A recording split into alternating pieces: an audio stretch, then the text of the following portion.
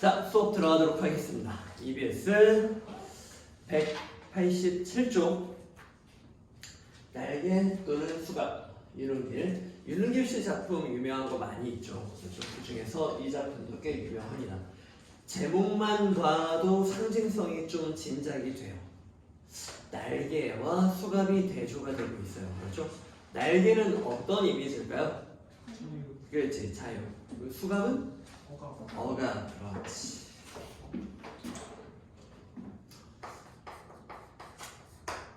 자유를 추구하는 사람들과 그리고 어가 구속 이제 이런 것들을 이제 좀 시행하려고 하는 사람들, 권력자의 억압과 구속, 그리고 보통 사람들, 민중들의 자유 추구 이런 것들에 대해서 얘기하고 있는 것이고요. 필요한 보기를 먼저 보고 들어가도록 하겠습니다. 자, 4번 문제 보기에서 이 작품의 힌트가 나와 있으니 힌트 또는 독특한 개념이 있는지 찾아봅시다. 190쪽 윤흥길의 날개 또는 수갑은 회사의 일방적인 지침에 따라 제복을 입게 된 사원들이 겪는 갈등을 그리고 있다. 그러니까 회사가 사원들을 억지로 제복을 입히려고 하는 거예요. 또 종종 나오는 모티프인데 구속과 억압을 시키려고 하는 권력자들이 다스려야 하는 민중들, 이제 이런 사람들을 획일화시키려고 하는 그런 행동을 할 때가 많이 있습니다. 자기가 지시한 대로 일사불란하게 움직이고 따르도록 시키는 것입니다.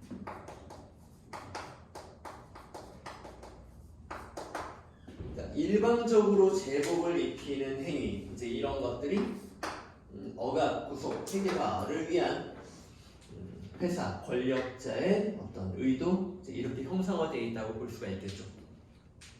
주인공 민도식을 중심으로 한 이야기 그런 인물 중심이지 인물이 중요합니다. 민도식이라는 사람이 주인공이라고 나와 있고요. 부서 동료들은 회사의 제복 방침이 드러내는 전체주의적이고 강압적인 방식의 거부감을 가지고 있다.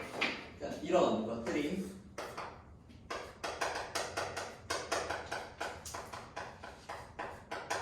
전체주의적 강압을 상징한단 말이야.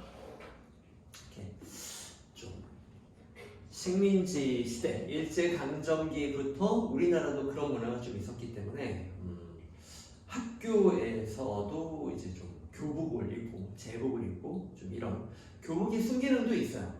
막 좋은 옷, 막 좀 약간 싼 옷.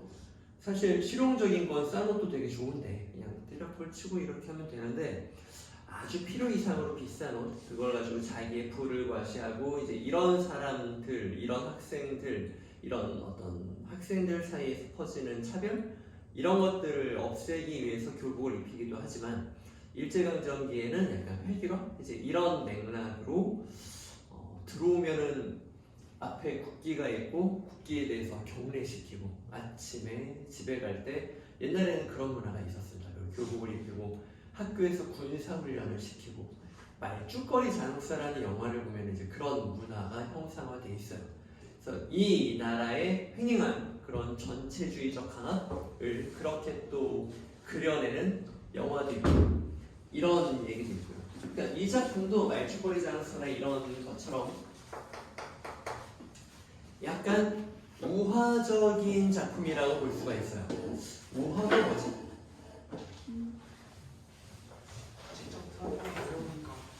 그렇지. 우회할 때 우하고는 좀 다르긴 한데 어떤 이야기가 보조관념처럼 비유의 원리로 사용된 이제 그런 것을 우화라고 해요. 이솝우화 뭐 이런 것 너희들 아나?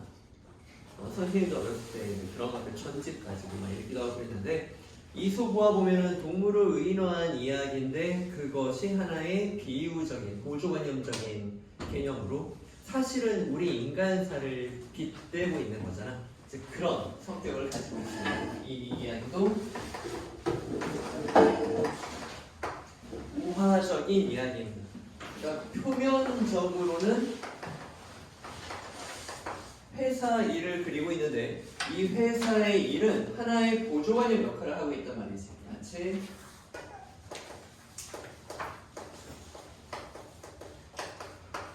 보조관념적인 역할을 하고 있고 실제로는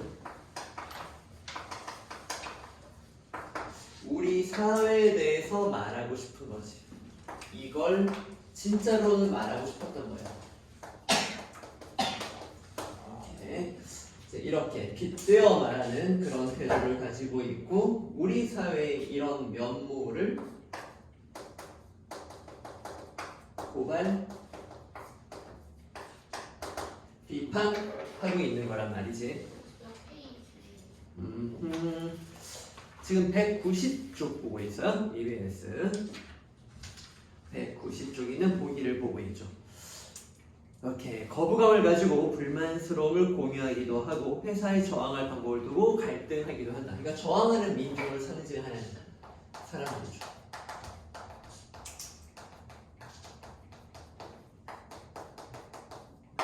저항하는 민중을 상징하는 그런 맥락으로 볼 수 있는 거죠. 네. 하지만 결국 대다수의 동료들은 회사의 지침에 복종하게 돼요. 대략적인 흐름이 보이죠? 민중들이 끝까지 저항하기는 좀 어렵지. 혼자 남겨진 도식은 민도식을 말하죠. 외로움과 무기력감을 느끼게 된다. 이런 내용들은 이제 다 대략적인 것만 알면 되고 어차피 작품 내용의 어떤 구절에서 적절한 선지가 이렇게 선지로 만들어 나올 테니까 그때 판단하면 되니까 대략 내용이 그렇게 흘러가는구나. 다들 이런 강압에 좀 이렇게 순종하게 되고 도식도 무력감을 느끼게 되는구나. 소설 속에서 사무직과 생산직 공원 사이의 갈등이 그려진다고. 이게 좀 섬세해요. 보통은 되게 단순하게 억압 세력과 자유를 추구하는 민중, 그래서 뭐 이렇게 얘네는 무조건 선한 것처럼 이렇게만 그려내잖아. 그런데 이 작품을 읽어보면 민중이라고 할 수 있는 회사원들 사이에 또 계급이 나뉘어요. 생산직 노동자들은 이제 공장에서 막 이렇게 육체 노동을 좀 중심으로 하는 그런 사람들이고, 민도식 같은 경우는 사무직 이제 그런 노동자거든. 그러니까 이 작품에서 좀 주의 깊게 볼 만한 게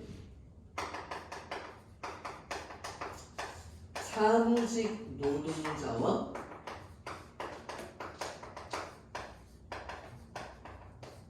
생산직 노동자, 이 사람들끼리의 살짝 갈등도 나와요. 이렇게 그러니까 좀 하층민 노동자, 지식인 노동자, 이제 이렇게 상징한다고 보시면 될 것 같습니다. 생산직 노동자는 좀 육체적 노동자들을 상징하는 이제 그런 경향이 있고, 얘네는 지식인 노동자를 상징하는 그런 경향이 있죠. 이렇게 좀 몸을 쓰는 사람들이 언제나 좀 이렇게 그 사람들을 무시하는 건 아닌데, 자본주의 사회에서는 남들보다 희소한 재능을 가진 사람들이 그 사람들이 공급이 적어요. 그리고 그 사람들을 원하는 수요는 많죠. 여러분이 공부를 하는 이유기도 할 겁니다. 이 힘든 공부를, 머리 아픈 공부를 끝까지 열심히 해내는 사람이 되게 드물단 말이에요. 선생님 반도 지금 시작한 지 얼마 안 됐잖아요. 재종반 선생님이 하는 그쪽 너희들의 경쟁자이기도 한데, 근데 걔네 보면은 시작한 지 얼마 안 되는데 벌써 한 달 정도밖에 안 됐어요. 2월 중순에 시작했으니까 아우, 한 달에 한 15번 지각하는 이제 그런 녀석이 선생님 반에 하나 있습니다. 아무리 말해도 이게 좀 고쳐지지 않아요. 이게 아침잠을 그렇게 이기가 좀 힘든가 봐. 좀 그런 면이 있죠. 아침잠을 이기는 건 여러분 나이에서 한 20년 더 살아도 힘들어요. 그거를 좀 이겨내야 되는데, 이걸 끝까지 그렇게 이겨내서 꼭대기를 쟁취하는 이런 지식인들은 좀 드물 수밖에 없어. 그러니까 그 사람들은 사회적으로 공급은 적고 수요는 많으니까 그 사람들의 가치가 높아질 수밖에 없는 건데, 육체적 노동자들은 사실 몸 쓰면 다 할 수 있는 거잖아. 그러니까 공급이 많아. 근데 여러분도 저 일을 그냥 내가 해버리고 말지? 이럴 때가 많잖아. 선생님도 집에 뭐 고장 나면은 내가 그냥 시간 나면은 몸 써서 이렇게 내가 해버리고 시간이 없을 때나 누구 사람 부르지. 그렇거든. 그러니까 이 사람들은 사회적으로 자본주의 사회에서는 지위가 좀 낮을 수밖에 없어요. 이렇게. 그래서 요 사람들 사이에 어떤 계층차가 느껴지는, 우리가 신분제 사회는 아니지만 이제 그런 것들도 섬세하게 그리고 있다는 게 주목할 만한 점입니다. 그리고 제국으로 통일된 사원들이 모인 창업 기념식에, 그러니까 다들 권력자한테 깨갱했어요. 일사불란함을 나타낸 대목은 사무직 사원들이 자신들의 안녕을 위해 적극적으로 회사 권력에 저항하지 못하는 모습을 단적으로 드러내고 있다. 그러니까 저항하고 자유를 추구하지만 그러나 좀 무력한 모습을 보이고 있다는 거죠. 네, 이런 모습을 표현하고 있습니다. 자, 내용 보자. 이렇게 아주 자세하게 내용을 말해주면 우리가 읽는 속도가 빨라질 수밖에 없지. 간다. 자, 소설이 시보다 어려운 이유는 큰 작품에서 대뜸 중간이 잘려 나오기 때문에 초반에 추론이 필요하기 때문이야. 초반은 좀 차분하게 읽으세요. 차분하게 읽으세요. 자, 자네더러. 말하는 사람이 있고 자네라는 청자, 일단 두 명이 그려져야 돼요. 독립산업사원 전체의 의사를 대변해 달라고는 안 했어. 그럼 방금 자네라고 지칭된 사람이 독립산업사원 전체의 의사를 대변해서 말했다는 걸 추론할 수 있겠네. 최소한 우리 과의 의사만이라도 전달했어야만 될 게 아닌가? 아, 지금 자네를 꾸중하고 있는 내용이에요. 따지고 있는 내용입니다. 독립산업사원 전체의 의사를 너한테 제시해달라는 건 아니지만 우리 과의 의견은 제대로 전달했어야 될 거 아니야. 자네라고 하는 사람이 있고요. 오케이. 누군가를 그려줘야지. 읽다 보면 이 사람을 지칭할 좀 구체적인 표현이 나오면은 딱 매칭시키면 될 겁니다. 오케이. 이 자네라는 사람은 이 과를 대표해서 사원 대표로 참가했던 사람이고, 근데 뭔가 말을 제대로 하지 못했어요. 그래서 지금 누군가 따지고 있는 것입니다. 통과가 되고 안 되고는 문제가 아니야. 책임을 맡았으면 적어도 그 책임을 이행을 자세히 보여주는 게 도리라고 생각해. 확 빨리 읽어버린 이유는 내용이 이제 파악되는데 뻔하니까, 똑같으니까.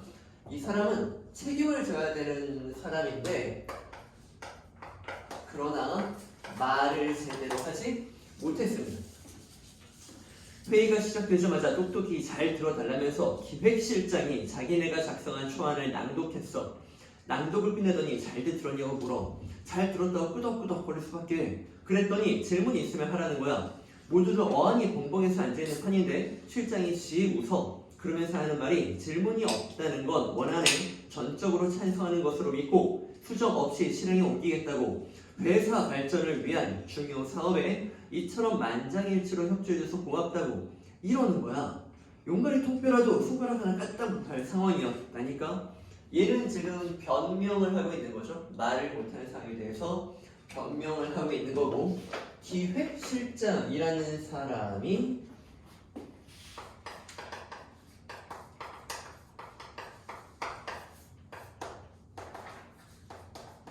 회사 측 대표로 나온 사람이고, 얘가 권력자를 상징하는 것입니다. 그렇죠? 얘는 지금 회의 분위기를 말하면서 내가 왜 말을 못했는지 그 변명을 하고 있어요. 좀 내가 어떻게 의사를 표현할 수 있는 분위기가 아니었어. 그러니까 좀 억압적인 분위기를 형성하고 있다는 말이었죠.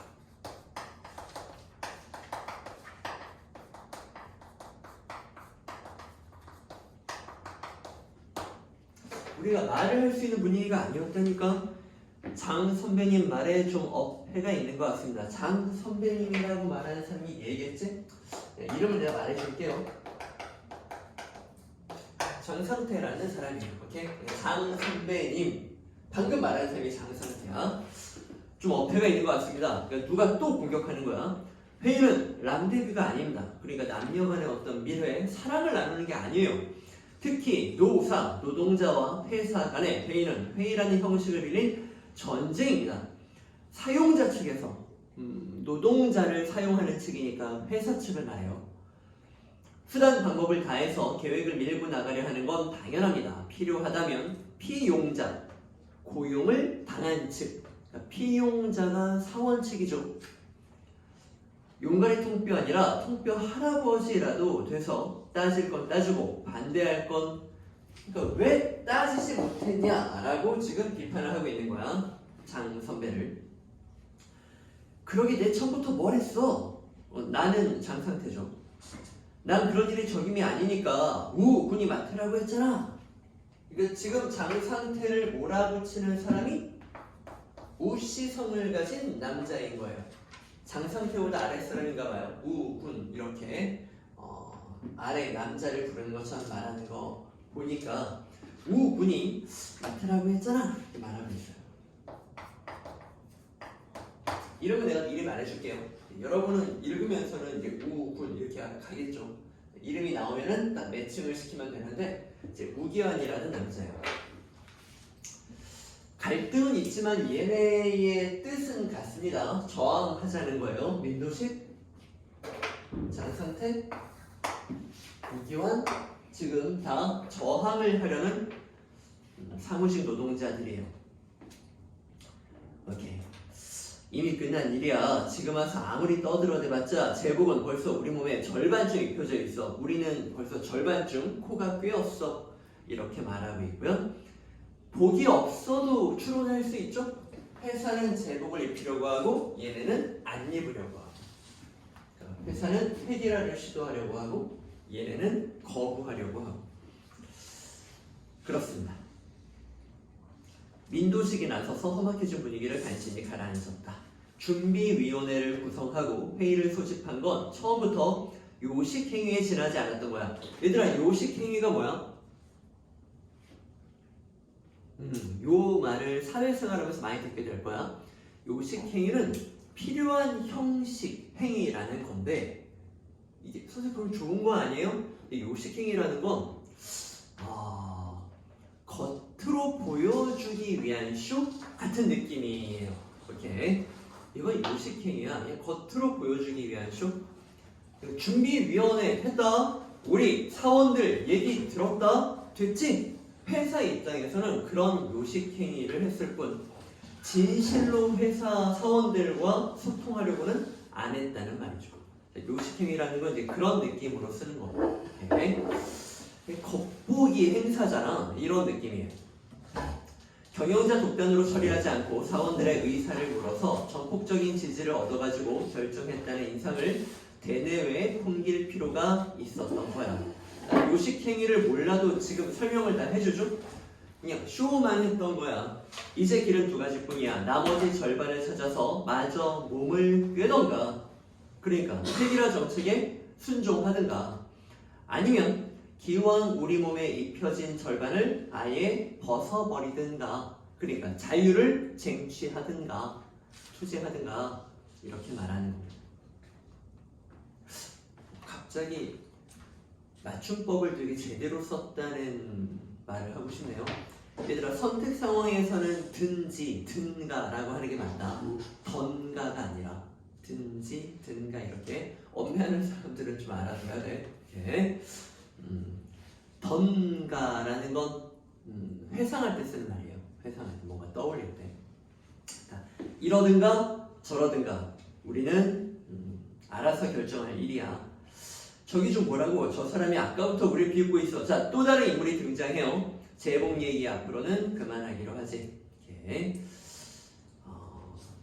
생산부 공원 복장을 한 사내가 아까 보기에서 예고했던 다 같은 노동자가 아니라 노동자의 종류를 나눠요. 작가는 이렇게 좀 단순한 구조가 아니라 조금 더 섬세하게 들어갑니다. 그럼 여러분은 작가의 대화에 따라가 줘야지. 노동자들을 방금까지 얘기하고 있던 민도식, 장상태, 우기환은 사무직 노동자였고요. 생산직 노동자가 등장합니다. 삐뚤음한 자세로 이쪽을 돌아다보며 야릇한 웃음을 입가에 물고 있다. 얘네가 회의하는 걸 보고 생산직 공원으로 보이는 사람이 씩 비웃고 있어요.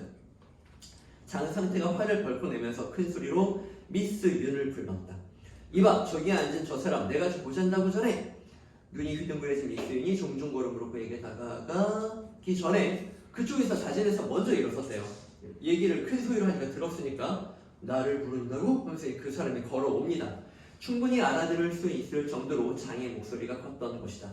저를 부르셨습니까? 웃음기를 머금 입에 문 얼굴이 장을 정면으로 상대했다.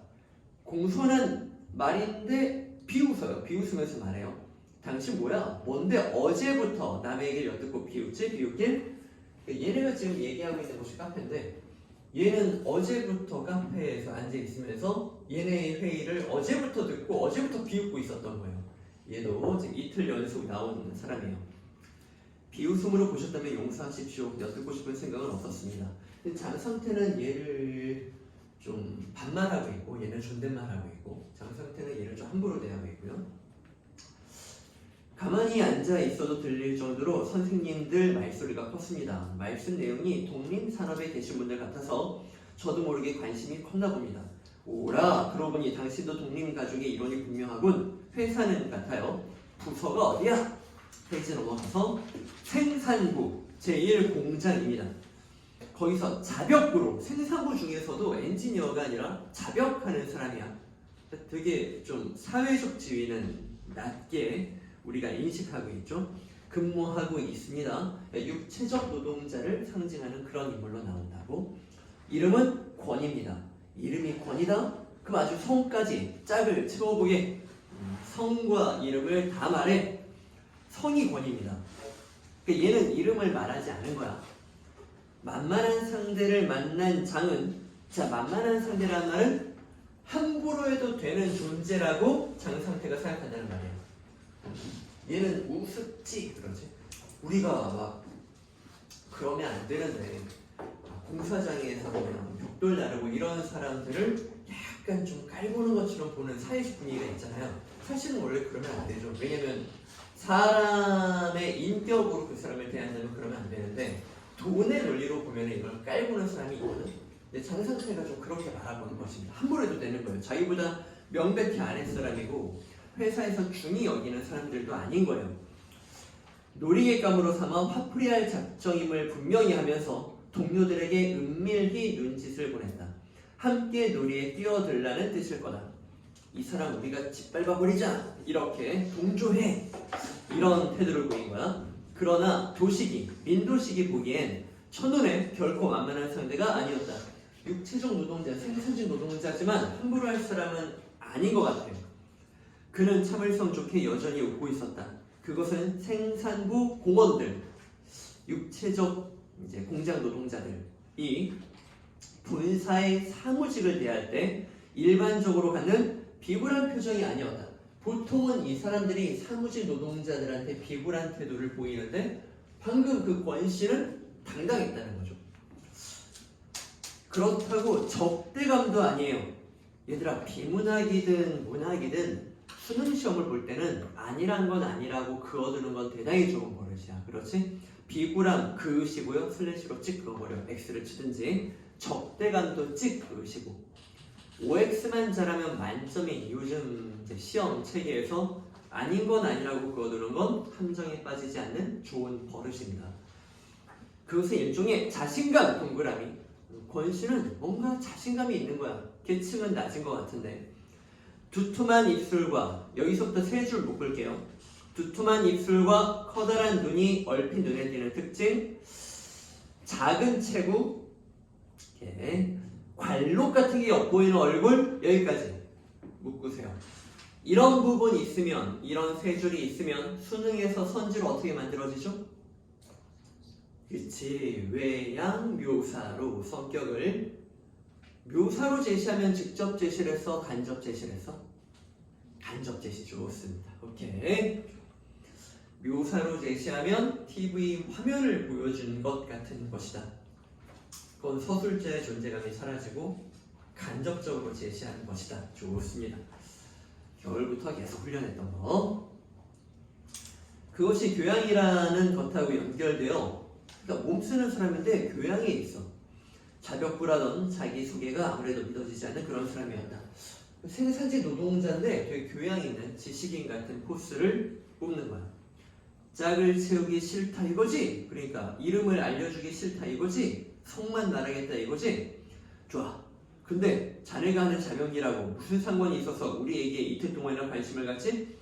물론 상관이 없습니다. 그렇지만 한쪽에선 야, 이 작품 나오면 이 부분 의미 있는 장면이라 나올 확률이 되게 높아.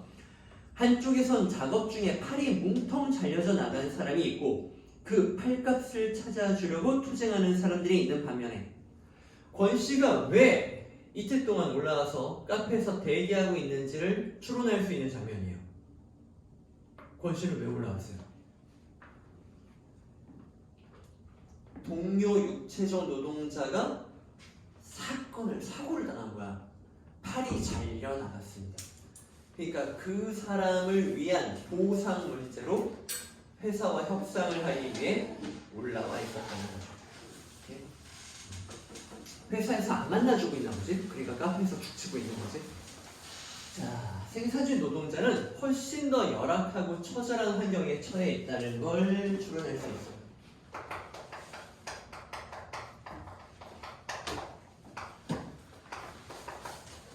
열악한 노동 환경에 처해 있습니다. 그러나 제대로 된 보상을 받지 못하고 있습니다. 그러나 제대로 보상받지 못하고 있습니다. 이런 상황입니다. 오케이? 그러면은 회사 측으로 상징되는 권력자들은 억압, 제복을 입혀 회개라 시도 뿐만이 아니라 착취라는 속성까지 나와도 비약이 아니네요. 그렇죠? 작가는 이런 점에 대해서도 말하고 있는 겁니다. 회사를 위해 일하다가 팔이 잘렸는데 제대로 된 보상을 하지 않고 있단 말이지.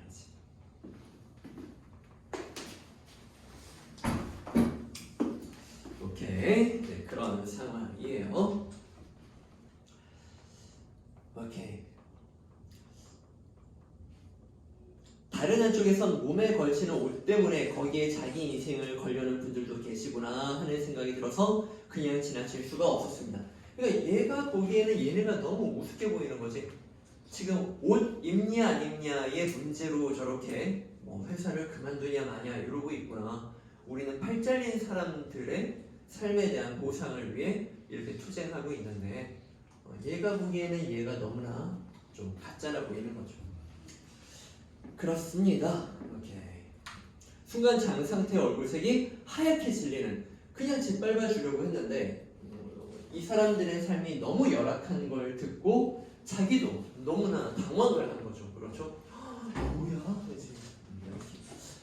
야, 그러면은 이런 식으로 우리가 선지가 나와도 되지 않나? 권 씨는 사무직 노동자들이 성찰하게 하는 인물 이렇게 나와도 맞잖아. 이 사람들은 지금 더 열악한 계층이 있다는 걸 알고 자기들이 이렇게 하는 게 맞나? 라는 이제 그런 생각을 한번 되돌아보게 됐으니까 권 씨는 사무직 노동자들이 성찰하도록 하는 인물. 이렇게 설정이 돼도 비약 아니죠? 오케이, 그렇습니다. 자, 중요한 부분 줄거리 갑니다. 회사 창업 기념일 행사를 앞두고 모든 직원들이 제복을 맞추기 위한 절차가 진행되지만 민도식과 우기환 둘은 결국 거부를 하기로 의기투합합니다. 나머지는 다 순종했고요. 이에 두 사람은 사장과 회사 측 권력자의 수장이죠. 면담을 하게 되는데 사장은 두 사람을 다독이면서 회유를 시도하는 거예요. 회사의 뜻에 따라줄 것을 요구한다. 사장실로 들어서기 무섭게 권씨는 민도식을 향해 눈자위를 하얗게 부릅떠 보였다. 우기환의 돌연한 행동에 초벌 놀랐던 도식은 방금 우기환이 돌발 행동을 했고요. 도식은 거기서 한 번 놀랐고요. 근데 권씨가 민도식을 향해 눈자위를 하얗게 부릅떠 보이니까 배관시한다라고 하지. 그러니까 좀 이렇게 안 좋게 보는 거야. 놀라 재벌 두 번째 놀라면서 엉거주춤 궁둥이를 들었다. 빨리 자리를 비켜달라는 권씨의 무언의 협박. 자, 권씨가 눈을 하얗게 뜨고 민도식을 째려본 이유는 뭐였어요? 방금 나왔어요. 빨리 자리를 비켜달라고. 그렇죠. 그러니까 지금 권씨는 사장을 드디어 만난 겁니다. 그래서 사장하고 지금 팔 잘린 사람의 생계에 대해서 보상에 대해서 답판을 지어야 돼요.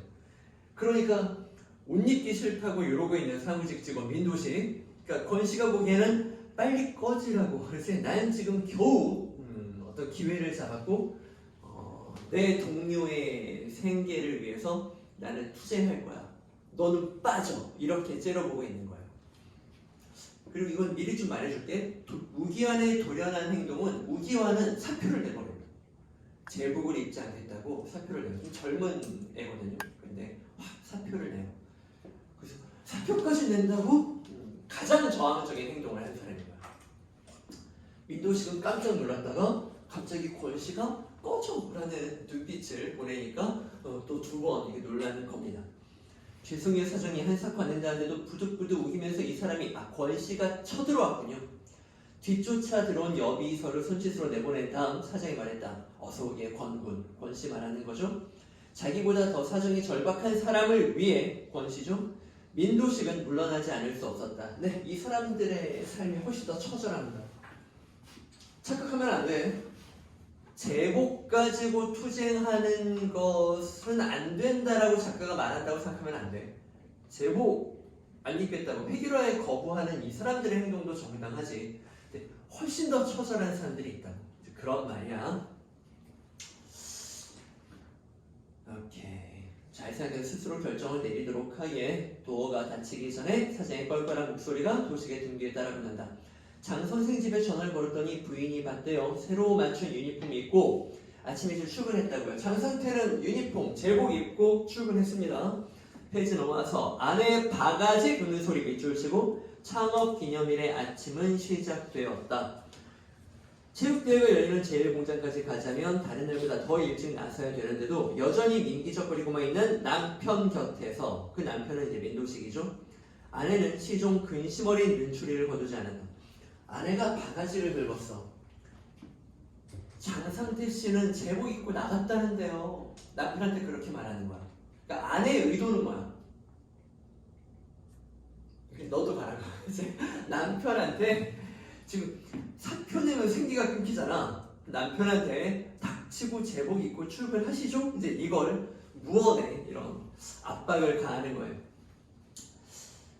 대놓고 말하지는 않지만 눈치를 주는 거죠. 제복 때문에 총각사원 하나가 사표를 던졌다는 소문을 아내는 믿지 않았다. 그러니까 아내는 우기환이 제복 입기 싫어서 회기라가 싫어서 확 때려치고 나갔다는 얘기를 아내는 못 믿는 거예요. 아내는 생기가 더 중요하니까 에이 설마 그런 일이 있겠어? 그건 거짓말이겠지. 아내는 남편이 제복을 입고 순종해야 되는 게 당연하다고 생각을 합니다. 사표를 제출한 게 아니라 강제로 모가지가 잘린 거겠지. 아내는 권력에 저항하는 걸 감히 어떻게 이렇게 생각하는 사람이에요. 가지고 난 필요 없어. 거기 아니면 밥 빌어 먹을 데 없는 줄 알아? 세상에 아직도 유입 아니면 회사가 수두룩하단 말이야. 민도씨는 계속 버티고 있고요. 하지만 결국 뒤늦게나마 집을 나섰어요. 시내를 멀리 벗어나서 교회에 널찍하게 자리 잡은 제1공장 앞에 당도했을 때 벌써 개회식이 시작된 후 공장 정문 철책 너머로 검정 본색 일색의 운동장을 넘보는 순간 민도식은 갑자기 숨이 턱 막혀옴을 느꼈다. 그러니까 모두 제복을 입고 이렇게 획일화된 모습으로 있는 거예요. 민도식은 숨이 막혀요. 군대처럼 질서정연하게 다 획일화된 모습을 상징합니다. 거기서 세 줄 내려올게요. 모두가 작당에서 지각한 사람을 야유하는 듯한 기분. 그러니까 민도식 혼자 거기를 따르지 않았는데 민도식은 거기에서 소외감을 느끼는 거죠.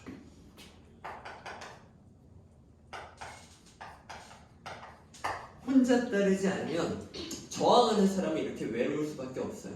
저 혼자만 외톨이로.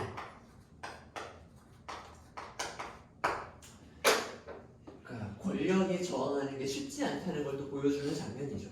권력에 저항하는 건 외로운 일이야. 끝! 이렇게 됩니다. 자, 문제 풀어봅시다. 한 2분 이렇게 줄게요. 한번 풀어보세요. 시작.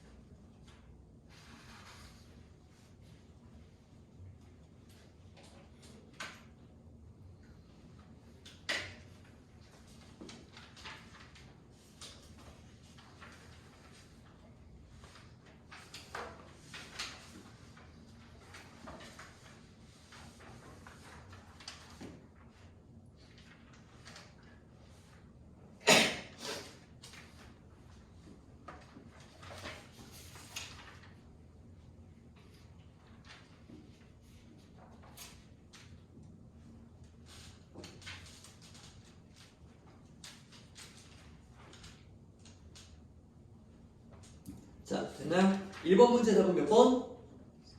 4번이죠. 그렇죠. 2번 선지 같은 행동을 묘사하여 여라고 하면 뒤까지 결합이라고 했지. 분리가 아니라 타인을 비판하는 근거로 삼고 있다. B 파트에는 행동 묘사, 비판 이런 게 나오지 않습니다. A 파트만 해당이 되는 그런 설명이었어요. 2번 문제 답은 3번이지, 그렇지? 이걸 전체에서 갈등 해결의 실마리가 보인 적이 없어요. 아예. 이렇게. 그리고 이제 디귿 부분은 권씨의 외향을 묘사하는 이제 그런 부분이었고, 작은 체구였다는 게 해결의 실마리일 리가 없죠. 3번 문제 권씨에 대한 설명 답은 4번, 그렇지? 사무직 직원의 추궁에 생산직과 사무직의 처지를 대비하여 한쪽은 팔이 잘려 나간 문제에 대해서 얘기하고 있는데, 야, 옷 입는 걸 가지고 저렇게 인생을 거는 사람들도 있구나. 신기해 보였다. 이게 이제 대비가 되는 거지. 오케이. 4번 문제 답은 그렇지. 어느 부분이 마음에 들지 않아야 돼. 마지막 부분에서 불만이 생긴 게 아니라 그 전부터 계속 불만이 생겨서 저항하고 있었죠.